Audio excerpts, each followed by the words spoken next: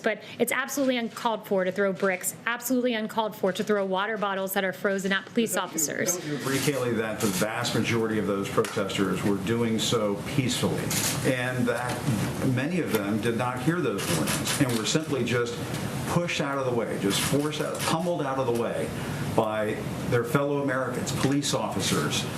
You sent in members of the military to deal with this. I mean, what do you say to Americans who look at what happened on Monday and find that to be appalling? Well, let me note the National Guard was utilized across Washington, D.C. The military was not. There is a distinction, and I would say that it is uncalled for to throw bricks at officers, uncalled for to throw frozen water bottles at officers, and they also had received intelligence that there were calls for violence against police officers, and they found caches of glass bottles, baseball bats, and metal poles hidden along the streets. When an officer is at risk, they have the right to defend themselves. They did so peaceably. There were no fatalities, no severe injuries. You do it again. To protect the lives of officers, they have a right to defend and to protect themselves. And the White House. Next question. I think Sarah used to always joke about 2 Question Tuesday. I think sometimes I get 4 or 5 Question Wednesday.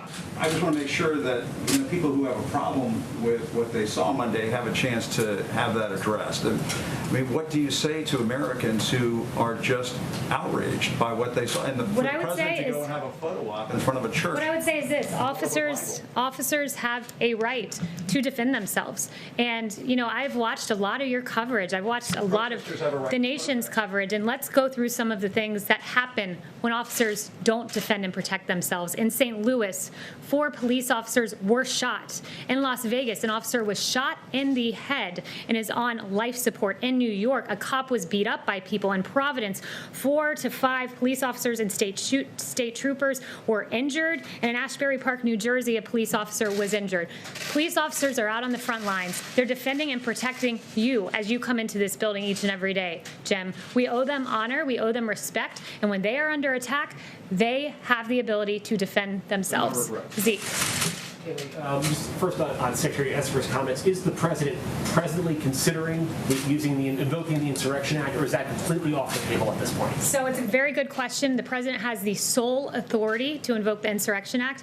It is definitely a tool within his power. This president has one singular aim, and it is protecting America's streets. We cannot have burning churches. We cannot have police officers who are shot. We cannot have businesses that are looted and destroyed. The Insurrection Act is a tool available. The president has the sole authority, and if needed, he will use it. But at this time, he's relying on surging the streets with National Guard. It's worked to great effect here in D.C. and in Minnesota as well.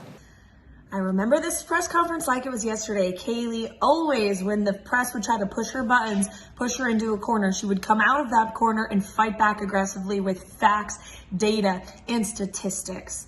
This narrative that there is the police brutality in this country, that cops are causing more harm than lawless criminals, is so wrong. There were more police deaths in the line of duty last year than any other year in our nation's history. That number, sadly, tragically, continues to rise every single day. But the media, the hacks like Jim Acosta, they don't want to talk about the real issue in our inner cities. It's not police violence against citizens. It's citizen-on-citizen violence, oftentimes minority-on-minority violence in Black and brown cities in America.